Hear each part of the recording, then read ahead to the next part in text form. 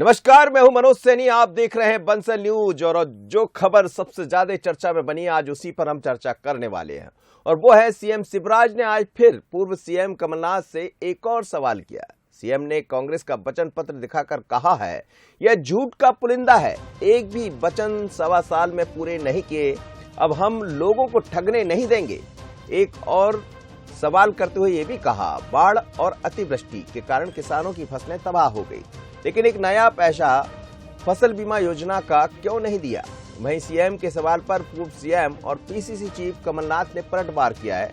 नाथ ने कहा है कि शिवराज जी कुछ लोग इतना झूठ बोलते हैं कि उनको देखकर झूठ भी शर्मा जाता है। सवाल पर कमलनाथ ने सरकार से सवाल पूछते हुए कहा है आपके दृष्टि पत्र में आपने वादा किया था आप दलहन की 100% खरीद सुनिश्चित करेंगे, क्या आपकी सरकार किसानों से 100% दलहन खरीद रही है?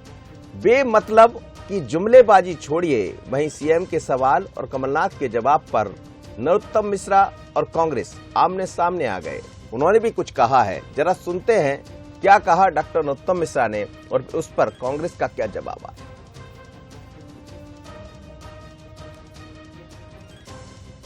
चलिए सबसे पहले सुनते हैं कि सीएम शिवराज का आज का क्या सवाल थे। कल भी उन्होंने सवाल किया था, लेकिन क्या सवाल वो पूछ रहे हैं कमलनाथ से, पहले सुन लेते हैं। और फिर इस पर सियासत क्यों गरमाई, कमलनाथ ने क्या कहा और साथ ही नरोत्तम मिश्रा ने कांग्रेस पर क्या निशाना साधा और नरोत्तम मिश्रा के बयान पर कांग्रेस का क्या सवाल आया, वो भी सुनिएगा, सुन लीजिए। झूठ का पुलिंदा ये है कमलनाथ जी, आपका पूरा पुलिंदा, यह वचन पत्र आपका झूठ का पुलिंदा। अब लोगों को फिर ठगने और छलने निकले हो, ये ठगने का खेल हम चलने नहीं देंगे। आज मैं एक सवाल और पूछ रहा हूँ, आपने ये कहा था फसल बीमा योजना के बारे में कि ग्राम सभा की अनुशंसा पर फसल बीमा का लाभ किसान को देंगे। क्या ग्राम सभा की अनुशंसा इतनी बार नुकसान हुआ आपने ली? क्या आपके कार्यकाल में जब फसलें तबाह और चौपट हो गई थी अतिवृष्टि के कारण, बाढ़ के कारण, पाले के कारण, एक नया पैसा आपने दिया फसल बीमा योजना का? आपने तो फसल बीमा योजना में आधार ही ऐसे बना दिए थे कि किसान को पैसे ही ना मिले। 2 साल में हमने 17,000 करोड़ रुपया किसानों के खाते में डाले फसल बीमा योजना के। अब झूठ बोलोगे और हम पूछेंगे भी नहीं।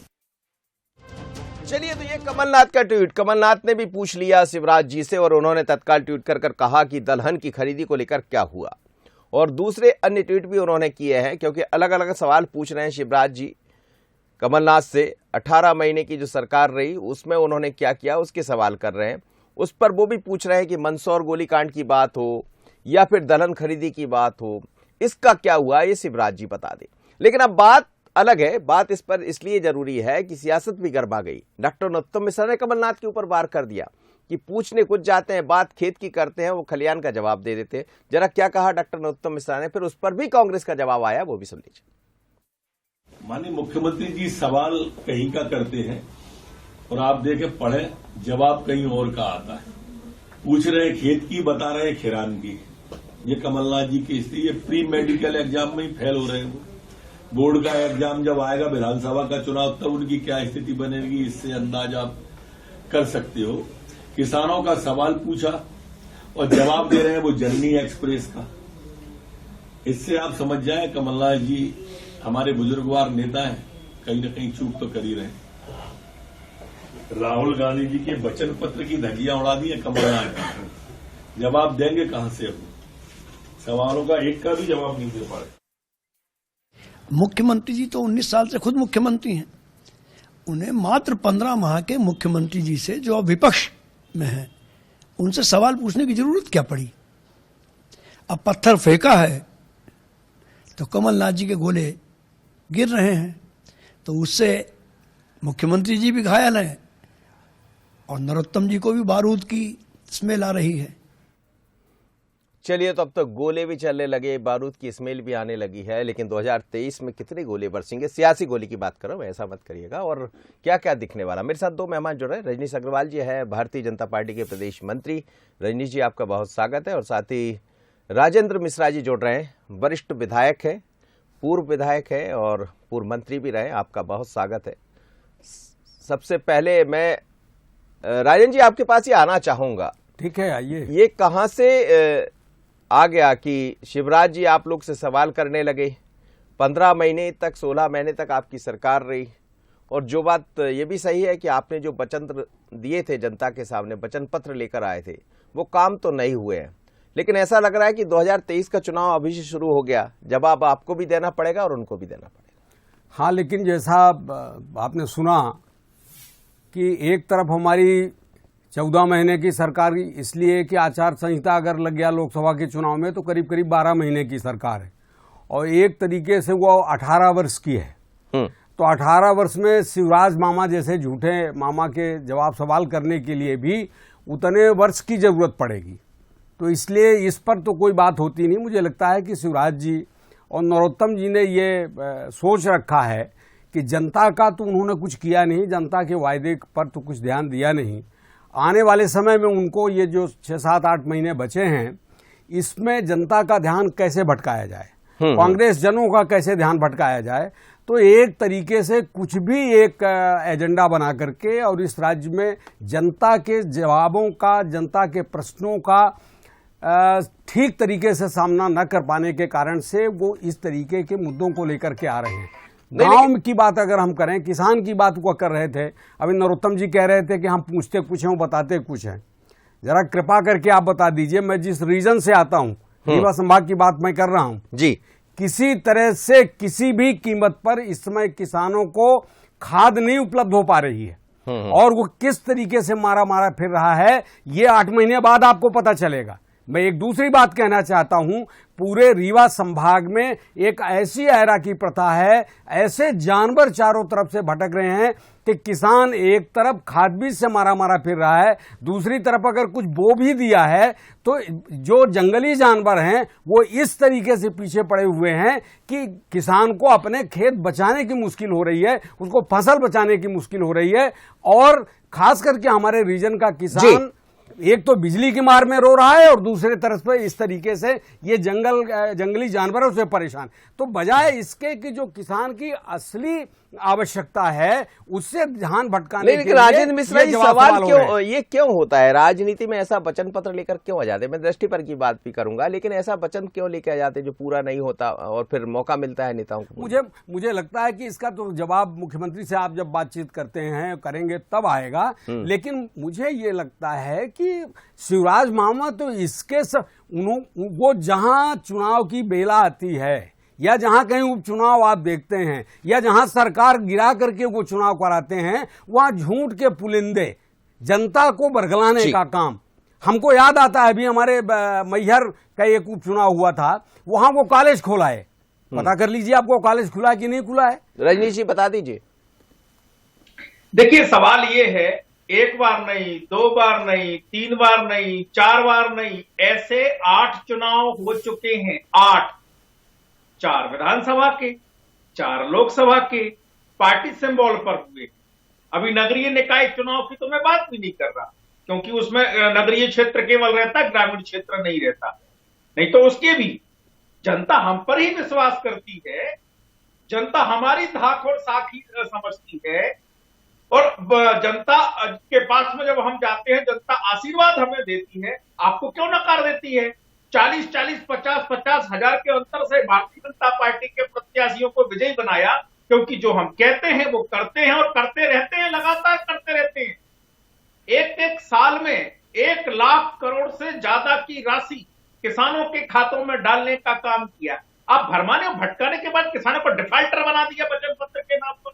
ढोल चलाने और बैंड बाजे बजाने का स्किल डेवलपमेंट नहीं है, ये स्किल डेवलपमेंट है। मध्य प्रदेश को आप ऐसा युवाओं को बनाने जा रहे हैं जो स्किल डेवलपमेंट करेंगे, वो भी आपने स्किल डेवलपमेंट के नाम पर ढोल चलाना और बैंड बाजी बजाना। 4000 का बेरोजगारी भत्ता कहां गया? एक नहीं, कई मामले हैं। और जिन सवालों को उठाने का काम श्रीमान कमलनाथ जी कर रहे हैं, इन सवालों पर उनकी ही सरकार ने 2019 विधानसभा सत्र के दौरान लिखित में जवाब दिए हैं। पढ़े नहीं थे क्या? आपके मंत्रियों ने नहीं पढ़े थे क्या? आप जिस प्रकार से भरमाने का काम कर रहे हो, ठगने का काम कर रहे हो मध्य प्रदेश में, हम करने नहीं देंगे, एक्सपोज करेंगे। नहीं, लेकिन वो कह रहे हैं कि दलहन खरीदी की बात आपने कही थी, 100% खरीदी नहीं गई अभी तक।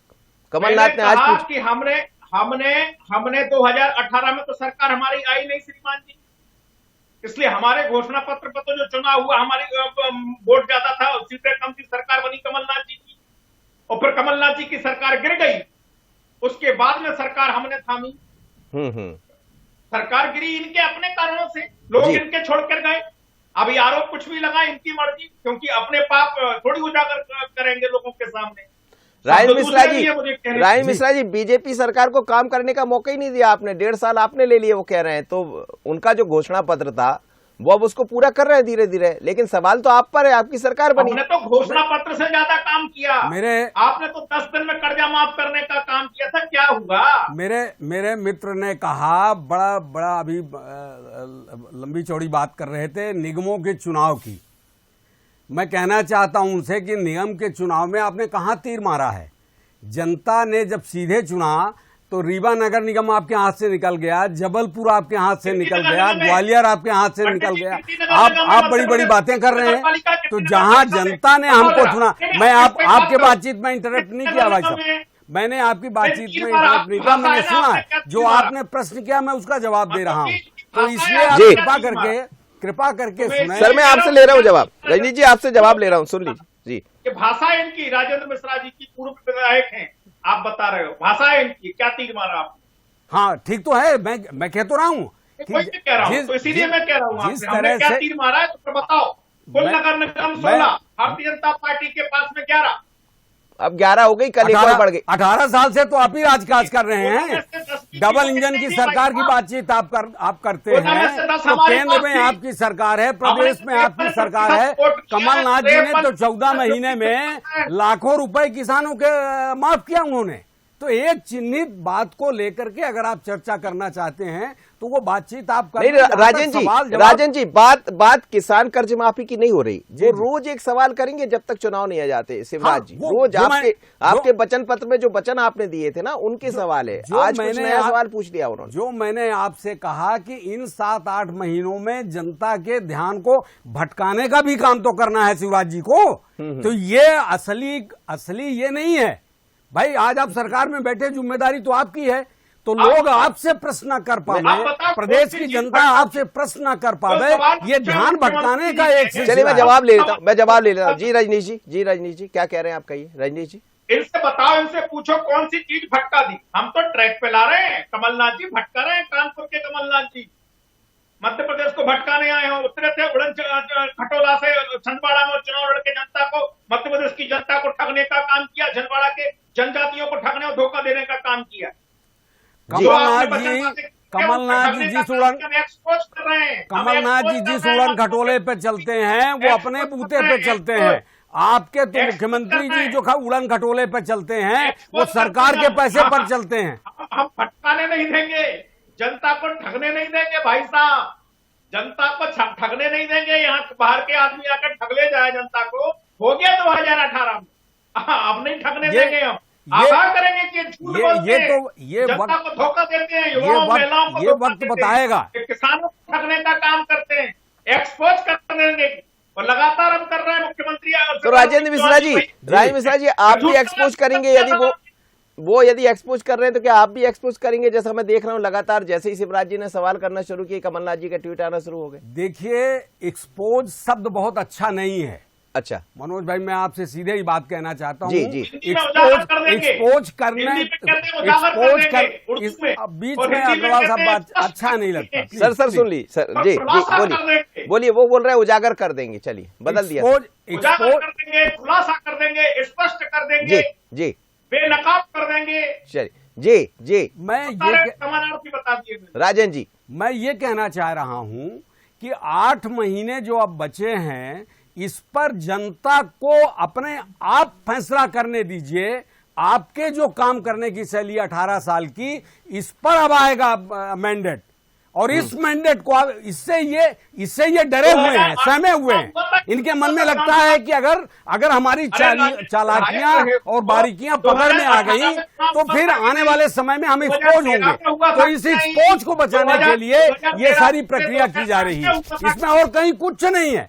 कमलनाथ जी के प्रश्नों का ये एक का भी जवाब नहीं देंगे, इसी तरीके से कि जनता इनसे कुछ न पूछ सके, इनको जवाब दे न ठहरा सके, इसलिए इस तरीके की चर्चाओं पर ये 8 महीने मढ़ करके रखेंगे। ये इनकी प्रक्रिया है। रजनीश जी वो कह रहे हैं 40,000 के लगभग आपने घोषणाएं की है। कांग्रेस का एक बयान भी आया है, और उसमें से आप 10,000 भी पूरी नहीं कर पाए, ऐसा कांग्रेस का आरोप है। तो भैया जनता के बीच में हम तो घोषणाएं भी करते हैं, पूरा भी करते हैं, जनता हमारी बात क्यों मानती है? कहाँ मान रही है? अभी लेटेस्ट चुनाव आए हैं, उन पर तो आपने मुंह की खाया।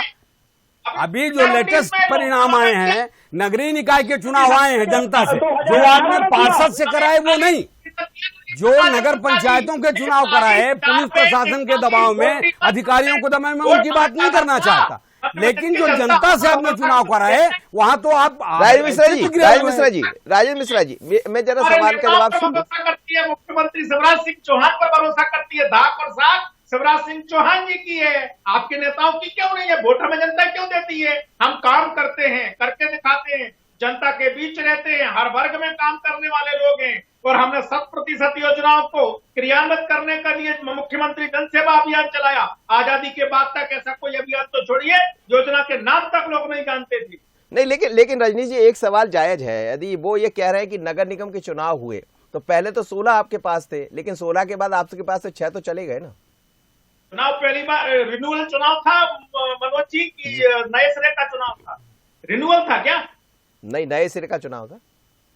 आरक्षण अलग था, प्रत्याशी अलग थे, मुद्दे अलग थे। हाँ, लेकिन इसके पहले आप एक मिनट राजन जी, एक मिनट जवाब सुन लीजिए। मैं जी 16 में से 10 जीते। हाँ, 10 जो एक हमारा कटनी में भी कांग्रेस पर भरोसा नहीं किया, सिंगरौली में भी कांग्रेस पर भरोसा नहीं किया, लेकिन शहडोल में रीवा में किया, शहडोल और रीवा में किया।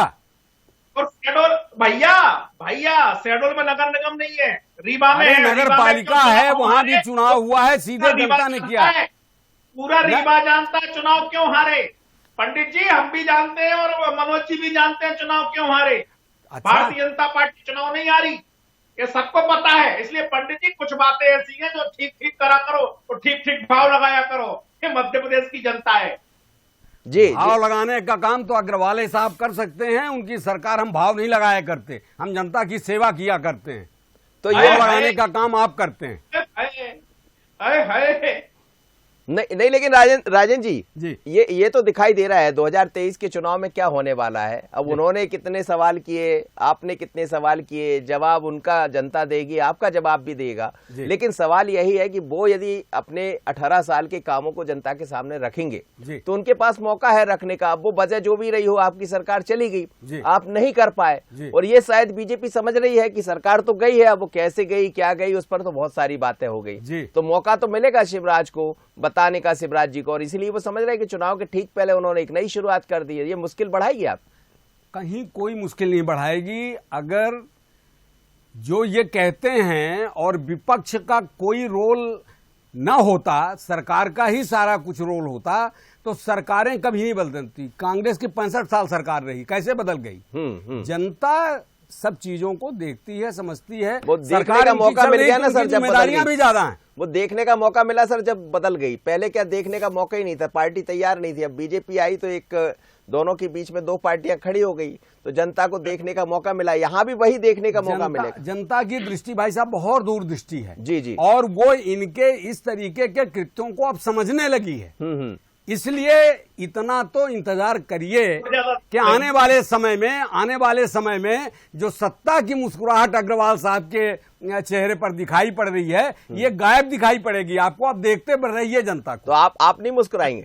ना, हम भी मुस्कुराएंगे, क्यों नहीं मुस्कुराएंगे। लेकिन सवाल यह है कि जनता का भला कुछ करके मुस्कुराएं तो उसमें आनंद है, बिना भला किए हुए मुस्कुराएं तो ये तो फिर एक तरीके से व्यंग हुआ, ये एक तरीके से जनता को चिढ़ाना हुआ। ये मैं कहना चाहता हूं। रजनी जी, अब एक चीज तो बड़ी स्पष्ट है कि चाहे वो आप हो या वो हो, अब आप जो भी वादे दावे करते हैं वो करना तो पड़ेगा, क्योंकि जनता बहुत समझदार हो गई। हर हाथ में मोबाइल है, पहले जैसी चीजें रही नहीं कि चलिए ठीक है आपने जो कह दिया वो नहीं कर पाएंगे। अब तो क्या होता है कि आदमी वहां से वीडियो लाके आपको भी दिखा देगा कि साहब ये पत्थर लगा था, ये आपके मंत्री जी ने, मुख्यमंत्री जी ने, मंत्री जी ने लगाया था, ये पत्थर ही लगा रह गया।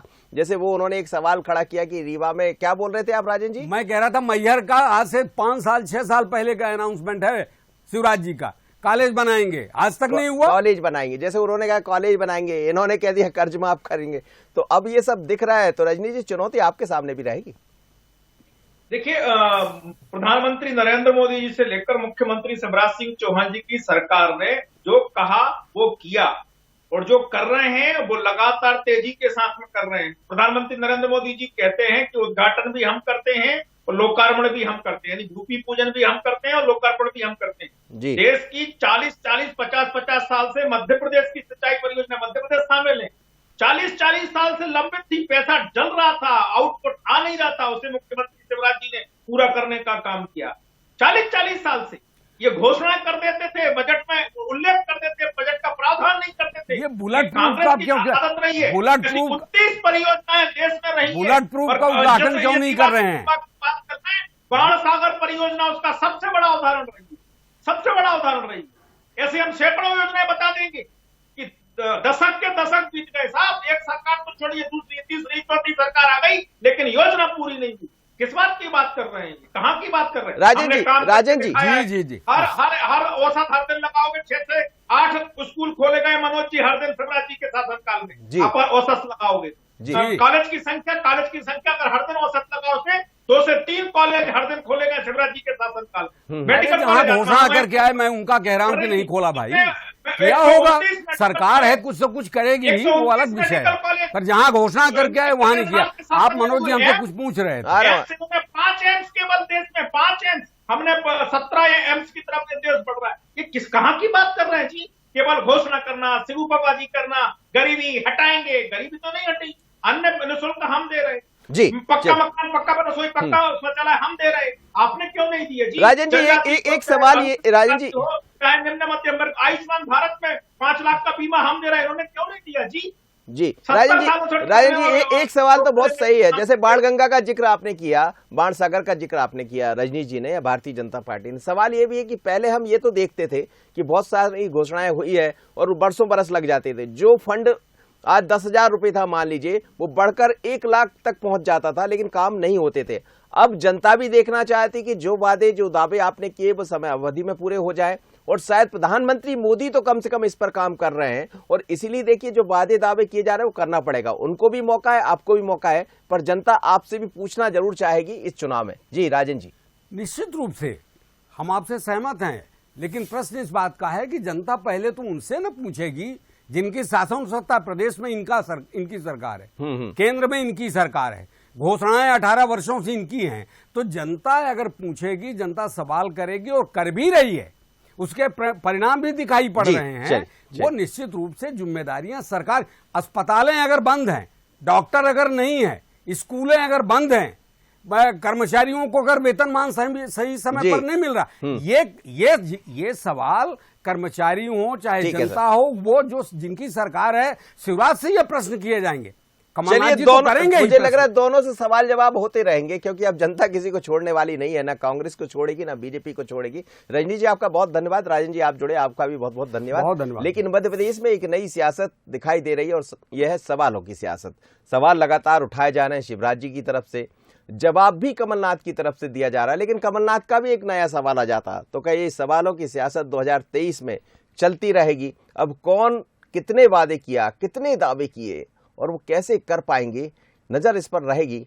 पर ये पब्लिक है, सब जानती है। लाजवाब कौन। इतना ही, मुझे दीजिए इजाजत।